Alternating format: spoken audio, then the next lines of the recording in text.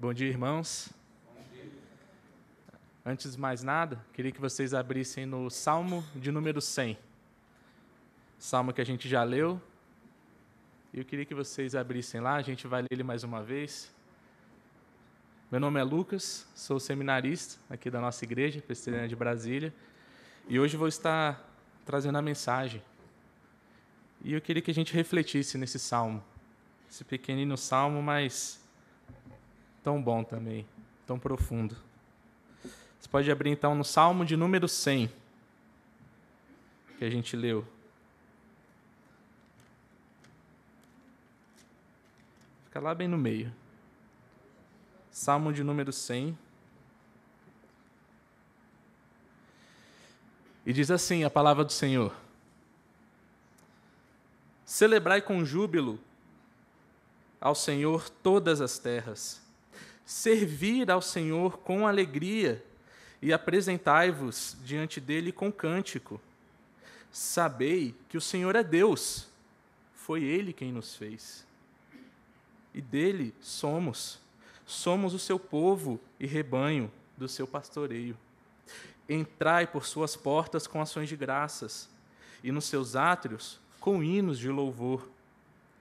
Rendei-lhe graças, e bendizei-lhe o nome, porque o Senhor é bom, e a sua misericórdia dura para sempre, e de geração em geração a sua fidelidade. Vamos ter uma palavra de oração? Senhor, obrigado. Obrigado por essa manhã, obrigado pela sua palavra lida aqui, Senhor. Te pedimos, Deus, que abra o nosso coração, Senhor, para a sua palavra, Deus. Te pedimos que ela tenha fruto, encontre uma terra boa no nosso coração e que possamos ser mudados, Senhor, e ver Jesus Cristo aqui, diante de nós. E me use somente como seu instrumento, Deus. Em nome do Senhor Jesus Cristo. Amém. Meus irmãos, esse ano nós podemos vivenciar mais uma Copa do Mundo. E você pode ser aquele tipo de pessoa que adora, né, futebol, que assistiu todos os jogos. Alguns aqui podem até ter viajado lá para a Rússia, né, para estar no meio lá da festa. Ou você é aquele tipo de pessoa que, na verdade, nem gosta, né? Que só queria logo que o Brasil perdesse para todo mundo parar de falar nesse negócio e queria que isso acabasse logo, né? Só que, goste você ou não, a Copa do Mundo, ela não é só um evento esportivo, mais do que isso. Ela é uma festa no mundo inteiro. Ela é uma grande festa, que inclusive você nem precisou viajar para a Rússia para participar. Talvez aqui mesmo você juntou com alguns amigos, todos vestidos ali de amarelo. Você comprou aquela bandeirinha, né, que coloca no carro, que na segunda vez que você acelerou, ela já saiu voando. Você talvez nem goste muito de futebol, que nem eu, né? Mas na Copa do Mundo você sabia o nome de todos os jogadores. Você sabia todas as táticas ali para derrotar as melhores seleções, as favoritas, né? Ficou zoando ali o Neymar toda vez que ele caía também. Mas também deve ter ficado tenso naqueles jogos importantes, né? Ou, por exemplo, naquele jogo do Brasil e da Costa Rica. Que, cara, não saiu o gol. E o Brasil chuta pro gol e não sai aquele gol. Aí passa o primeiro tempo, é gol anulado por causa de impedimento. É pênalti anulado e você não está se aguentando mais. O segundo tempo também nada, e você já roeu todas as unhas. E acabou o segundo tempo e você já está, caramba, o Brasil vai perder, eu não acredito que o Brasil vai tomar um gol. E ali no segundo tempo, literalmente nos 45 do segundo tempo, sai o gol do Brasil. Cara, você não precisa nem se esforçar. O grito, ele nasce de dentro de você, né? Você só precisa abrir a boca, botar os braços para cima e gritar gol. A felicidade nasce dentro de você. Você não consegue conter essa felicidade. Senão você vai explodir se você tentar segurar. E esse salmo, ele fala disso. Ele fala de uma felicidade que nasce dentro da gente, que a gente não consegue conter quando a gente invoca o nome do Senhor. Nesses pequenos 5 versículos, ele vai falar dessa felicidade, dessa alegria que cresce dentro da gente. Olha, esse salmo ele faz parte de um pequeno conjunto de salmos ali, que vai do 93 até o Salmo 100. Ele fecha esse conjunto que trata o Senhor, o nosso Deus, como o rei de toda a terra. E ele, lá no 93 ele vai começar a falar disso, de Deus como rei. E esse salmo vai fechar. Ele era provavelmente um salmo usado para entrar no templo, ou usado também nos sacrifícios que eram feitos, sacrifícios de ações de graça, para começar o culto. Provavelmente era esse salmo que eles cantavam. E tem duas coisas que chamam muita atenção nesse salmo, se você puder observar. Em 5 versículos, ele vai citar o nome do Senhor 4 vezes. Toda vez que aparecer aí Senhor com as letras maiúsculas, ele está falando do nome de Deus, Yahvé, o Deus que apareceu para Moisés na sarça ardente, o Deus de Abraão, o Deus da aliança. Ele está invocando o nome do Senhor aqui. E esse salmo, a segunda coisa que chama muita atenção, esse salmo ele é muito alegre. Você vai ver aí expressões como celebrar com júbilo, servir com alegria, bendizer, cantar louvores. Ele vai estar espalhado por todo esse salmo. Então, meus irmãos, você pode observar que esse salmo ele está invocando o nome do nosso Senhor.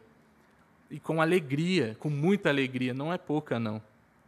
E por isso o tema do nosso sermão, essa manhã, é invocando o nome do Senhor com alegria. Isso, meus irmãos, o tema é invocando o nome do Senhor com alegria. Nós vamos ver isso em 2 partes, em 2 pontos. Primeiro, o como.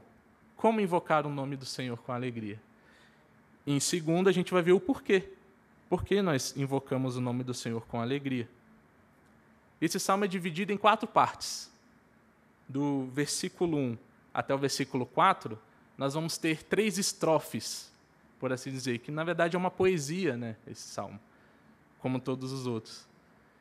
E nós vamos ver nas primeiras 3 estrofes o como invocar o nome do Senhor, e na última, no versículo 5, o porquê. E se você olhar aí comigo, nesses 4 primeiros versículos, você vai observar que tem um monte de verbo. Você vai ver celebrar, servir, sabei, entrai. Tem um monte de verbo espalhado nesses pequenos 4 versículos. E todos esses verbos, eles estão no imperativo. Isso que é interessante. Sabe o que significa estão todos no imperativo? Significa que não são conselhos ou só orientações, mas são ordens que Deus está dando. Deus está nos dando ordens de como devemos invocar o nome dele, de como devemos adorar a ele.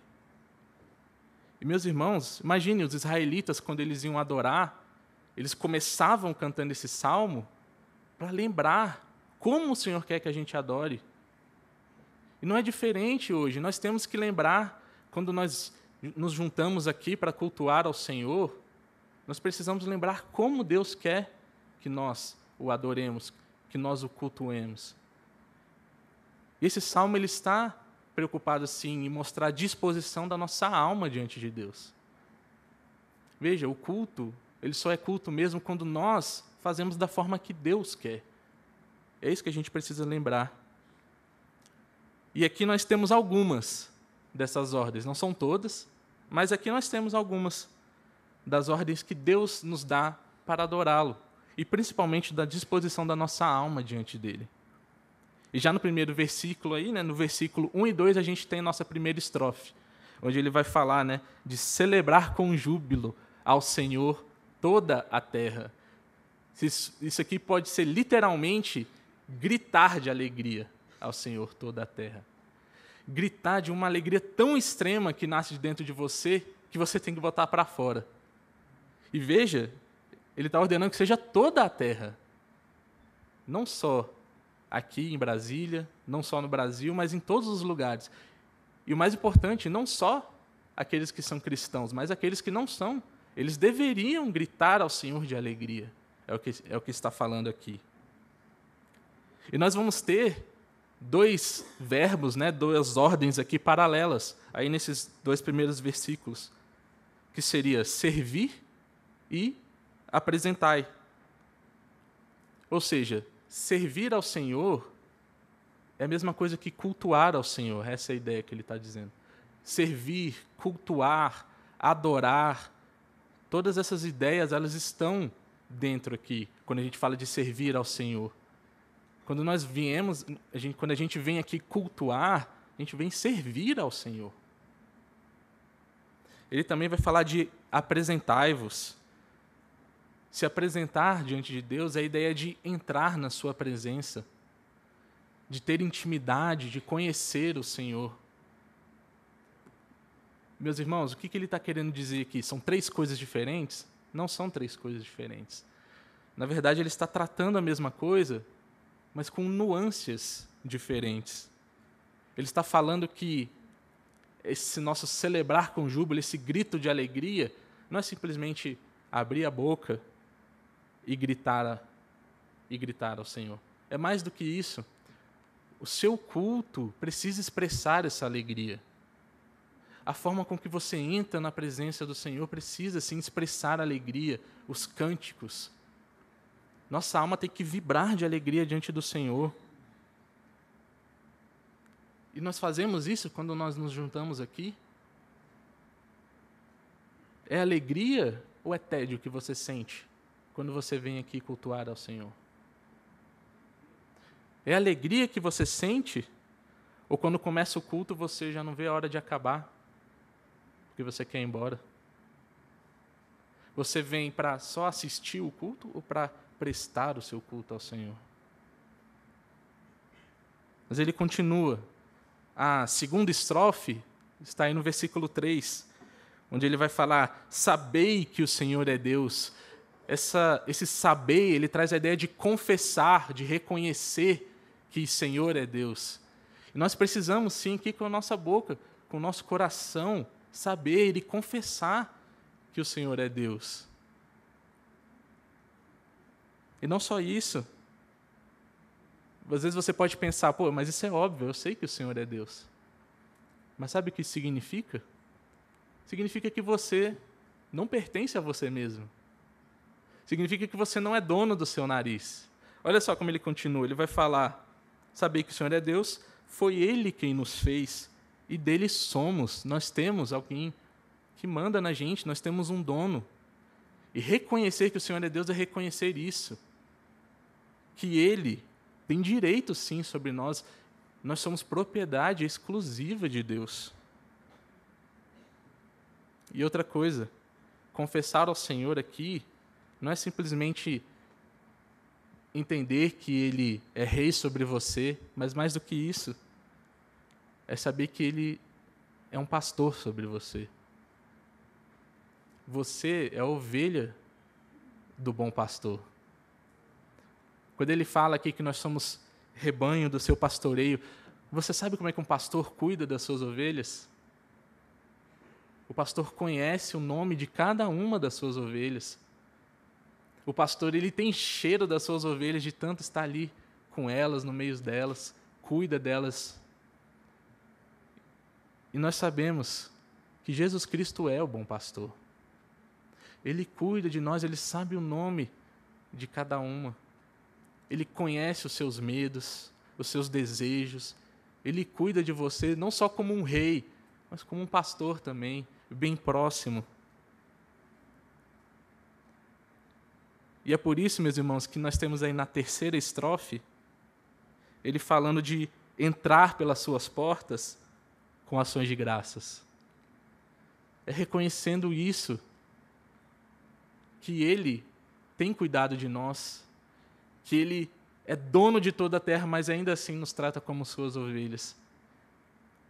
E nós temos que nos apresentar diante dEle com gratidão no nosso coração, com a alma grata por tudo que Ele tem feito, cantando músicas de gratidão, confessando a gratidão desse Senhor nas nossas orações.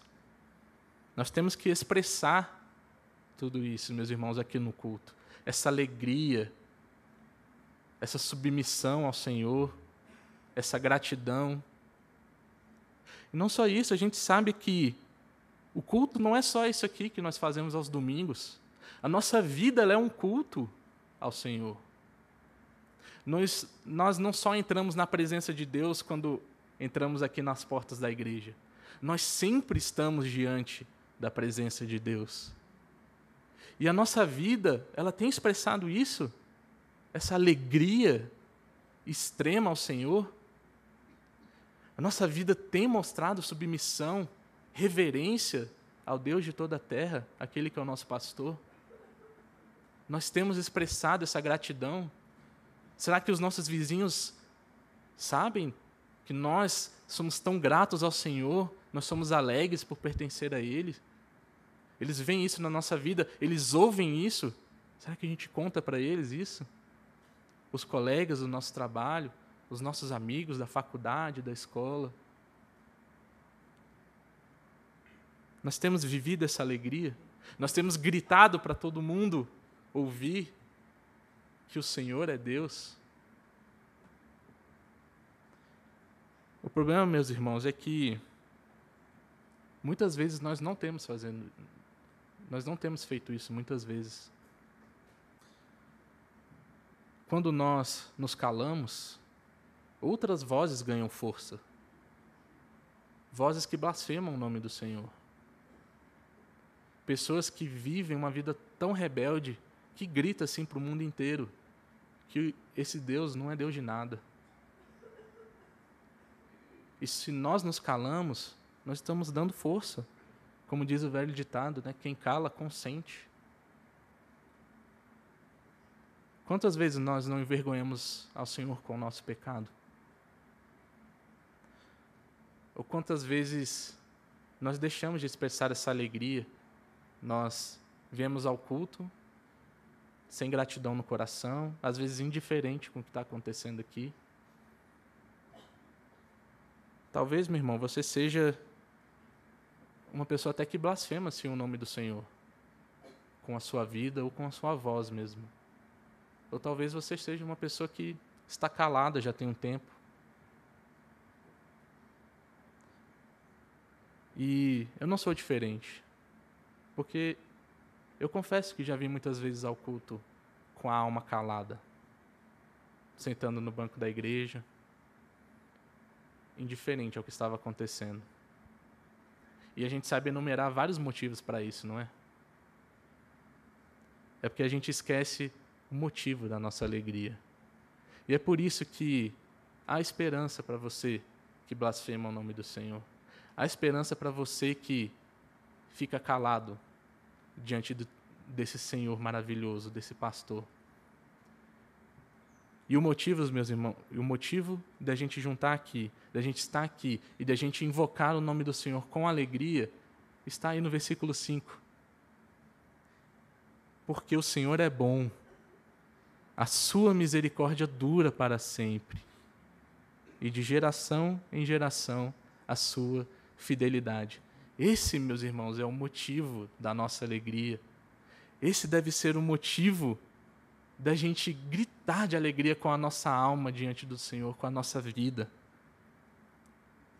E eu peço que você preste atenção muito nessa palavra misericórdia, ela é muito importante. Ela faz toda a diferença aqui. Essa palavrinha misericórdia poderia ser até traduzida como amor, um amor fiel do Senhor, ou a graça de Deus também. Essa graça, esse amor, ele dura para sempre. E é por isso que nós devemos viver alegres, meus irmãos. Imagina o israelita, quando ia lá, cantava esse salmo, ele lembrava de tudo aquilo que Deus já tinha feito por eles, que estava fazendo. E o mais importante, ele olhava para o futuro e pensava no Messias que estava por vir. Meus irmãos, nós conhecemos esse Messias. Jesus Cristo é esse Messias. Ele já veio, nós sabemos quem Ele é. E a vida dele gritou ao Senhor de alegria. A vida dele gritou tão forte que nós aqui, 2000 anos depois, podemos ouvir. E outras pessoas continuarão a ouvir até o final dos tempos. Porque sim, o Senhor Jesus Cristo celebrou a Deus com júbilo. Por isso nós não podemos ficar calados diante de Deus. Então isso significa que eu nunca posso ficar triste, então? Que eu nunca ficarei triste? Que eu não posso ficar abalado? Não é isso que ele está dizendo. Existem muitas coisas assim que nos deixam tristes, que botam a gente no chão. Mas tem uma história, por trás daquele hino, alguns devem conhecer, Sou Feliz. A história do compositor desse hino, Horatio Spafford, é muito bonita. Conta que o seu escritório de advocacia foi completamente destruído por um incêndio. E assim ele perdeu o seu emprego. E algum tempo depois, os vários investimentos que ele tinha começaram a falir. E nesse aperto, nesse desespero, ele foi viajar para a Europa. Só que a sua família foi antes num navio e ele ficou para tentar fechar um negócio, que acabou também não dando certo. E depois recebeu a notícia de que o navio havia naufragado. Suas 4 filhas morreram. A sua esposa sobreviveu e enviou um telegrama para ele, dizendo, salva sozinha. Quantos motivos esse homem tinha para ficar alegre? Perdeu o emprego, suas finanças, seus bens mais preciosos, suas 4 filhas. Quantas noites ele não passou em claro chorando? Quantas vezes ele não orou ao Senhor? Por que, Deus? Por quê? Mas ainda assim ele escreveu esse hino. Se paz há mais doce, me deres gozar. Se dor há mais forte, sofrer. Ó seja o que for, tu me fazes saber que feliz com Jesus sempre sou. Ele pegou um navio para encontrar a esposa, passou no local onde tinha acontecido o naufrágio. E nessa viagem, ele escreveu esse hino. Não é uma questão de nunca ter tristezas, meus irmãos, na vida. Não é isso. Mas é saber que apesar disso, apesar das tristezas que nós temos, nossa alegria não está aqui nessa vida. A nossa alegria, ela está em Jesus Cristo. Era o que esse homem tinha entendido. Que apesar de tudo, ele podia confiar em Jesus Cristo. Que Jesus Cristo era a alegria dele. Porque, enquanto nós nos calávamos, Jesus Cristo disse que as misericórdias do Senhor duram para sempre. Essa palavra, essas misericórdias do Senhor, elas ganharam vida quando Jesus Cristo nasceu numa manjedoura. Como um bebê, ele veio resgatar as suas ovelhas. E é porque teve um dia, meus irmãos, que há 2000 anos atrás, o mundo todo parou. Toda a criação parou, mas não para assistir um jogo de futebol, mas para assistir o Filho de Deus ser crucificado. E lá na cruz, enquanto nós nos calávamos, Jesus Cristo gritou, Deus meu, por que me desamparaste? E Ele fez isso para que hoje nós possamos clamar, Abba, Pai. Ele fez isso para que hoje nós possamos ter a maior alegria de todas. Ele recebeu a pior tristeza, ser desamparado por Deus, para que hoje nós recebamos a maior alegria, essas misericórdias, esse amor de Deus. Ele substituiu a gente. E Ele tomou o nosso lugar para que hoje a gente possa sim celebrar com júbilo ao Senhor. Para que a gente possa confessar e reconhecer que Ele é o nosso Deus, o nosso pastor. E agradecer por tudo que Ele tem feito por nós. Sim, meus irmãos, enquanto nós nos calávamos, Jesus gritou, está consumado. E de uma vez por todas Ele conquistou a nossa salvação. Para que a gente possa olhar para o futuro agora. E saber que um dia Ele voltará. Mas Ele não vai voltar como um bebê, Ele vai voltar como um rei agora. Os céus não poderão se conter, eles vão se abrir e não vão conseguir conter a sua glória. Os anjos cantarão em homenagem e reverência a Ele. E a terra mais uma vez vai parar. E toda a terra vai gritar. Alguns de pavor, outros de alegria. Qual dessas será as suas vozes? Qual desses será o seu grito? Que o Senhor nos abençoe. Tenha misericórdia das nossas vidas. Oremos. Senhor, tenha misericórdia, Senhor, das nossas vidas, Deus. O Senhor sabe quantas vezes nós nos calamos diante de tudo do que o Senhor tem feito. Quantas vezes a nossa voz, a nossa alma, Senhor, fica indiferente ao culto, indiferente à sua palavra. Deus, te pedimos que nos livre de nós mesmos, Senhor. Te pedimos, Senhor, que mostre, Senhor, Jesus Cristo a nós, Senhor, na sua palavra, nas orações, Deus. Que possamos, Senhor, com a nossa vida expressar a alegria, Deus, de pertencermos a Ti. Expressar, Senhor, a gratidão, sempre reconhecendo que o Senhor é bom, que as suas misericórdias duram para sempre, Deus. Que isso seja gravado, Senhor, e carimbado na nossa alma, Deus. E que a gente possa viver aguardando, Senhor, aquele dia que o Senhor voltará para nos buscar, Deus. Em nome do Senhor Jesus Cristo. Amém.